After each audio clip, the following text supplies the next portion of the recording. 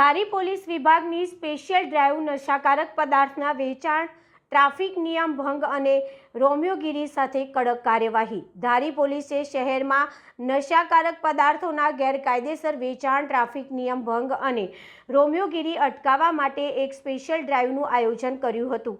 રાજ્ય સરકારના જાહેરનામા પાલન હેઠળ આ કાર્યવાહી હાથ ધરવામાં આવી હતી। આ સ્પેશિયલ ડ્રાઈવ મુખ્ય ઉદ્દેશ ગાંજો, rolling paper, smoking, perfect road જેવા નશાકારક પદાર્થના ગેરકાયદેસર વેચાણ, તેને લગતી પ્રવૃત્તિ પર અંકુશ લાવવાનો હતો। પોલીસે સવારથી જ શહેરના બસ સ્ટેશન વિસ્તાર સહિત રસ્તાઓ પર રોમિયોગીરી કરતા શખ્સોને ઝડપી પાડવા માટે પણ કાર્યવાહી કરી હતી। આ ઉપરાંત શહેરમાં ટ્રાફિક સમસ્યાઓ માટે પણ વિશેષ ધ્યાન કેન્દ્રિત કરવામાં આવ્યું હતું। આ ટ્રાફિક અંતર્ગત ધારી પોલીસ વિભાગ દ્વારા શહેરના વેપારીના